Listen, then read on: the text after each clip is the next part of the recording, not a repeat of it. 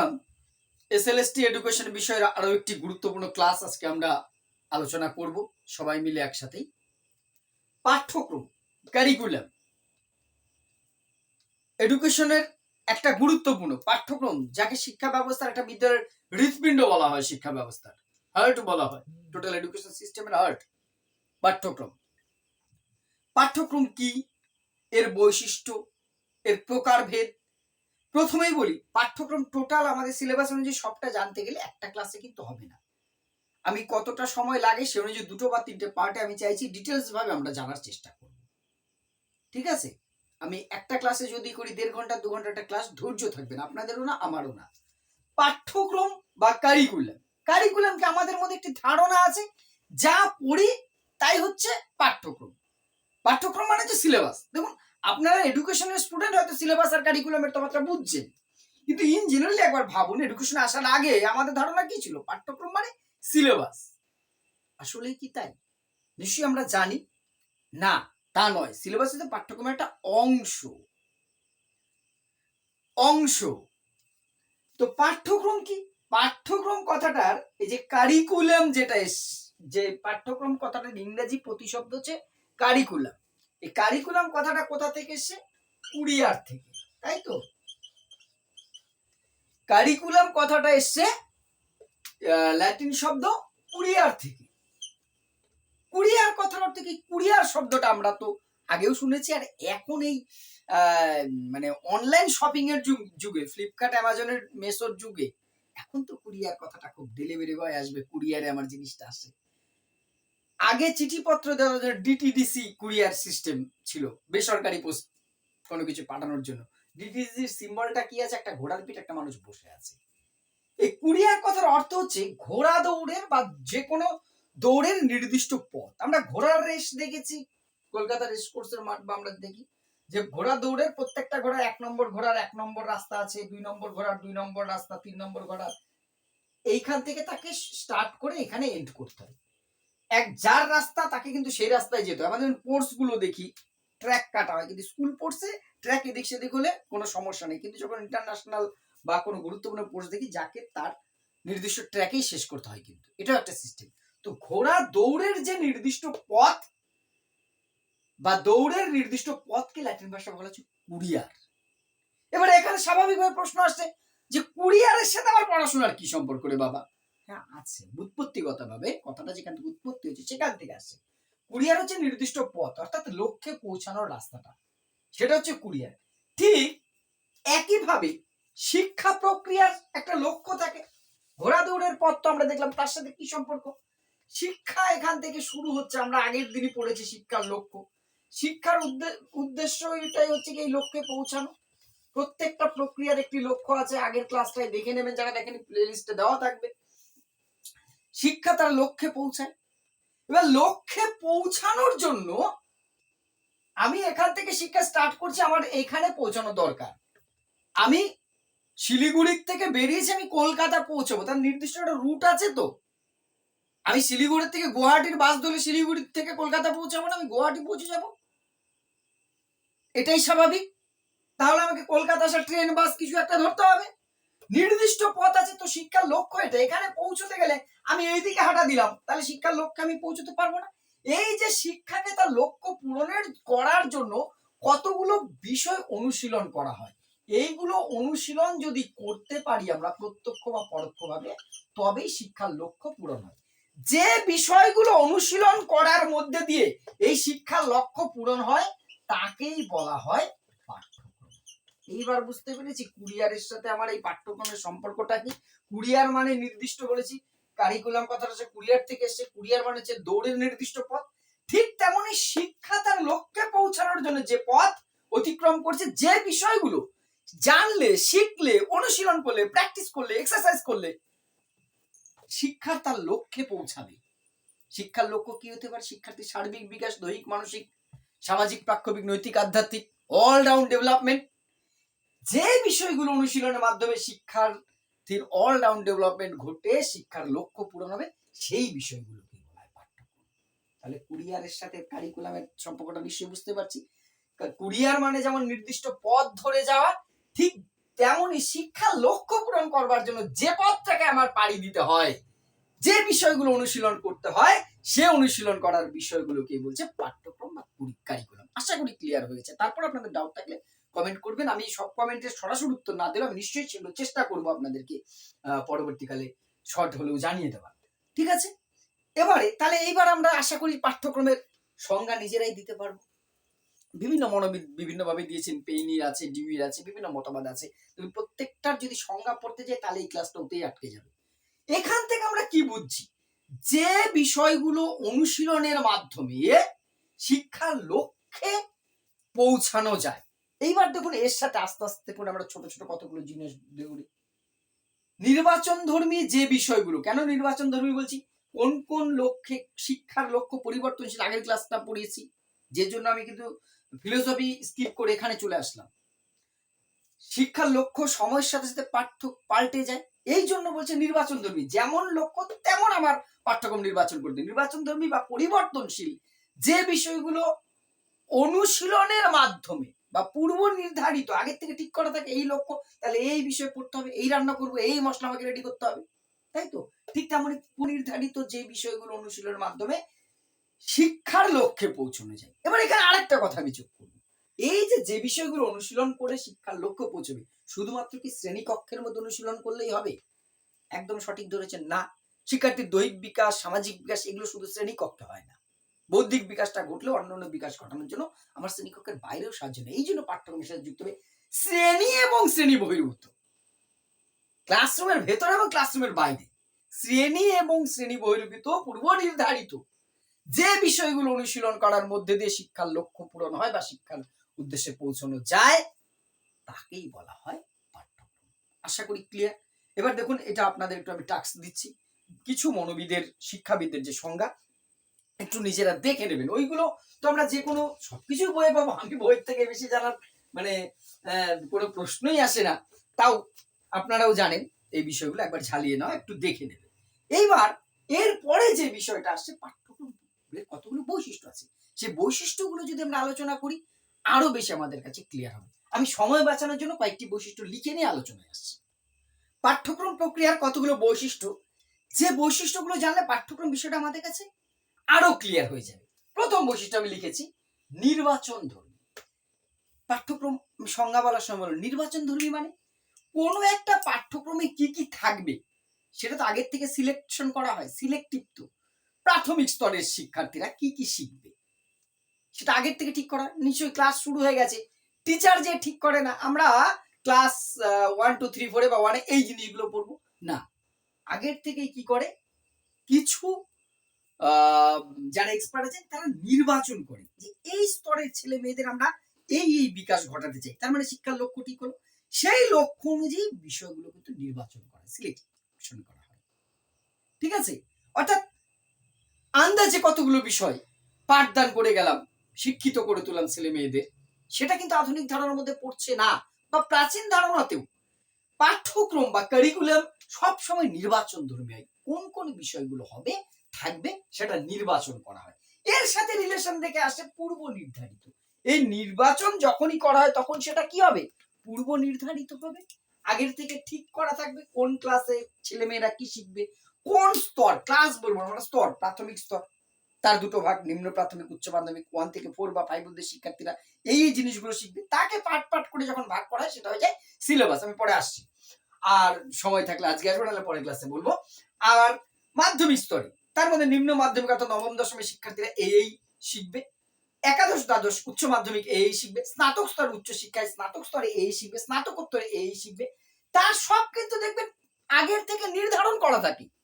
আমি ক্লাসে যে ঠিক করবো না, এই যে আমরা এর একটা যে সিলেবাস, যদি আমরা এটাকে কারিকুলাম বলা যায় না, সিলেবাস যদি ধরি আমরা একটা পার্ট এসএলএসটি, তারও কিন্তু পূর্ব নির্ধারিত আছে যে এই পড়তে হবে।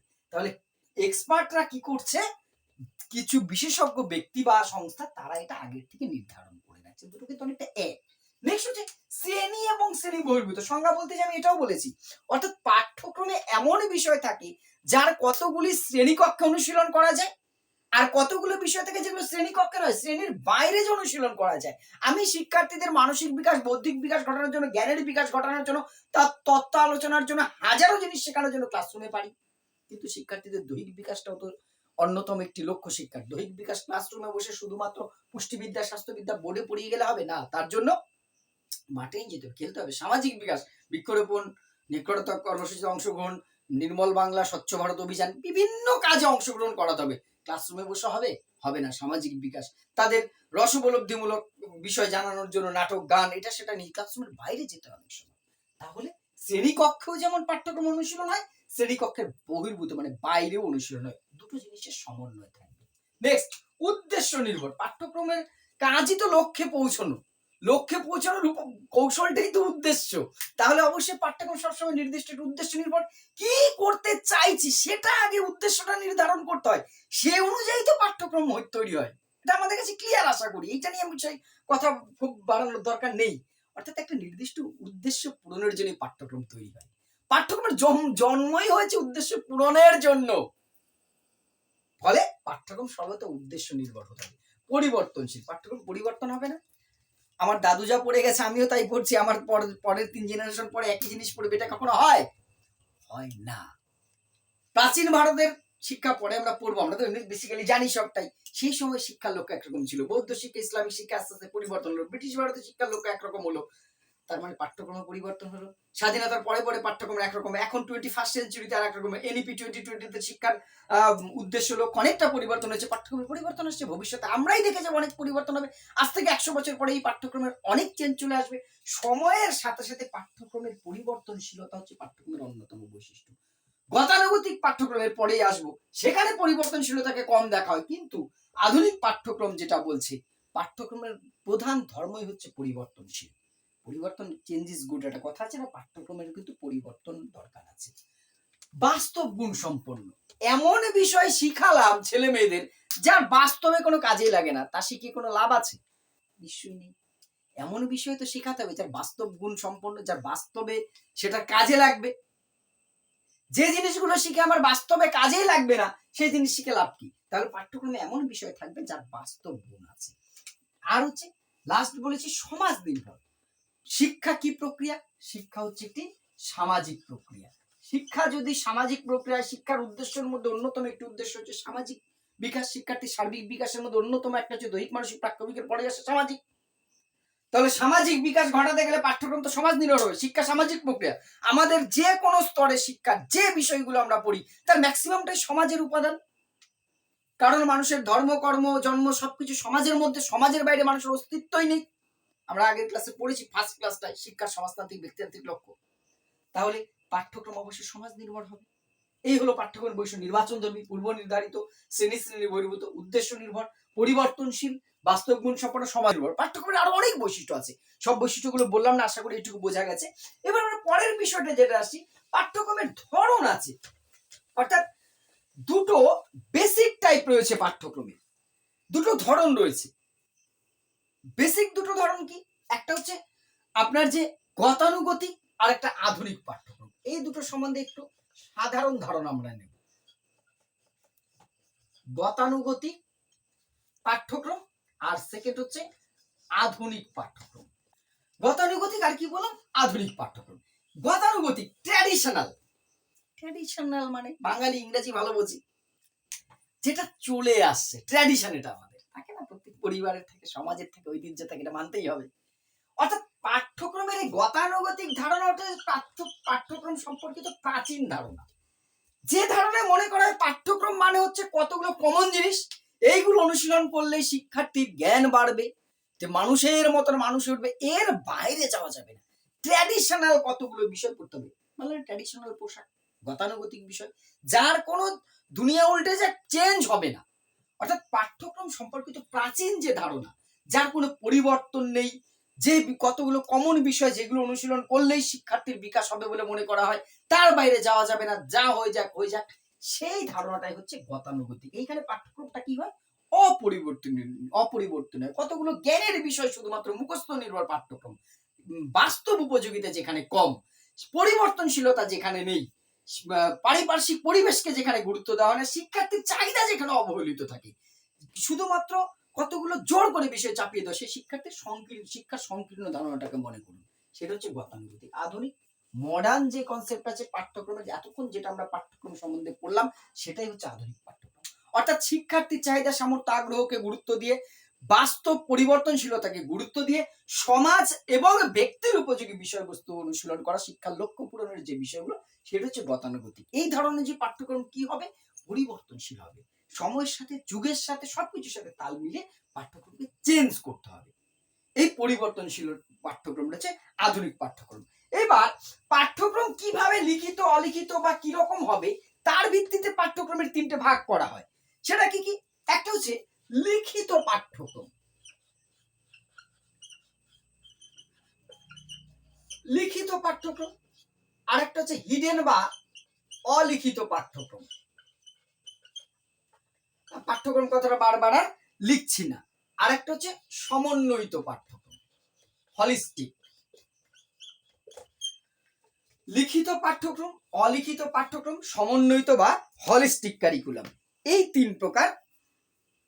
লিখিত পাঠ্যক্রম মানে যে বিষয়গুলো, পাঠ্যক্রমের যে বিষয়গুলো লিখিত আকারে থাকে, অর্থাৎ আমরা বই পড়ে যে বিষয়গুলো অর্জন করি, থাকে তো বাংলা, ইতিহাস, ভূগোল, বিজ্ঞান, এডুকেশন নীতি, অনেক বিষয় আমরা পড়েছি ক্লাস 1 থেকে আজকে আমরা এমএ বিএড পর্যন্ত চলে এসেছি।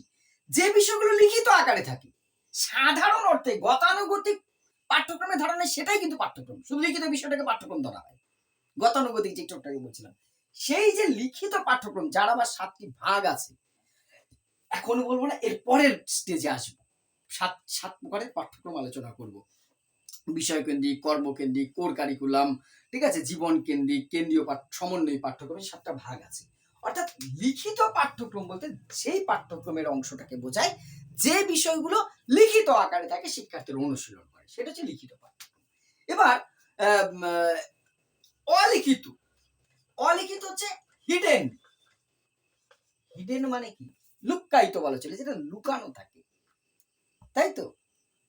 এই লুকানো কিছু বিষয় থাকে, অর্থাৎ সরাসরি যেগুলো এক্সপ্লেইন করা থাকে না, বইপত্রে থাকে না, কিন্তু শিক্ষালয়ে বা শিক্ষার যে কোনো স্তরে শিক্ষার্থীরা শেখে, হিডেন অবস্থায় থাকে, হাইড করা থাকে, সরাসরি চোখে পড়ে না। অর্থাৎ মঞ্চে যখন নাটক হয়, নাটকের প্লেয়াররা নাটক করছে, পেছন থেকে একজন প্রম্পট করে যায় না, পেছন থেকে বলে বলে দেয়, কিন্তু দেখা যায় না তাকে, দর্শকরা তার কথাগুলো শুনতেও পারে না, কিন্তু পেছন থেকে তিনি বারবার কিন্তু ডায়লগ গুলো বলে যাচ্ছে, দেখা যাচ্ছে না, কিন্তু পেছনে আছে এটা অস্তিত্ব। ঠিক পাঠ্যক্রমে শিক্ষার লক্ষ্য পূরণের জন্য, পাঠ্যক্রম তো শিক্ষা লক্ষ্য পূরণের উদ্দেশ্য, আমরা জেনে গেছি সেটা। ওই লিখিত বিষয়ের বাইরে কতগুলো বিষয় গোপনীয় ভাবে শেখে।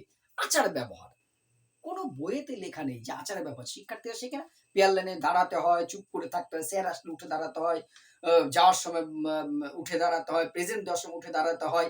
এই ধরনের হাজারো লাখো জিনিস আমরা স্কুলের লাইফে, কলেজ লাইফে শিখেছি, একবার ভেবে দেখুন, যেগুলো আমরা কিন্তু শিখেছি, যেগুলো কোনো সিলেবাস বা কারিকুলামে লেখা নেই, কোনো বইতে লেখা নেই, কিন্তু এগুলো কিন্তু পাঠ্যক্রমের পার্ট।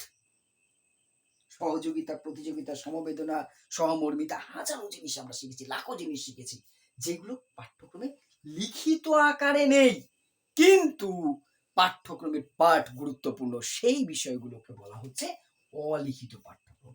এবার হচ্ছে সমন্বয়িত পাঠ্যক্রম, হোলিস্টিক। ইদানিং আমরা হোলিস্টিক রিপোর্ট কার্ডের কথা শুনেছি না? হলিস্টিক ক্যারিকুলাম, সমন্বিত, সবকিছু যেখানে থাকবে, এটা হচ্ছে লিখিত অলিখিত তার একটা সমন্বয়। শিক্ষার্থীর বৈশিষ্ট্য, শিক্ষকের বৈশিষ্ট্য, সমাজের চাহিদা, শিক্ষার লক্ষ্য, বিষয়বস্তু, বিদ্যালয়ের সাংগঠনিক রূপ, বিদ্যালয়ের পরিচালনা, সব কিছুর সমন্বিত রূপ একটা পাঠ্যক্রমের মধ্যে থাকে, সেইটাকে বলা হচ্ছে হলিস্টিক কারিকুলাম। হলিস্টিক মানে সবকিছু একটা মিলনস্থল, সবকিছু নিয়ে যেটা হয়।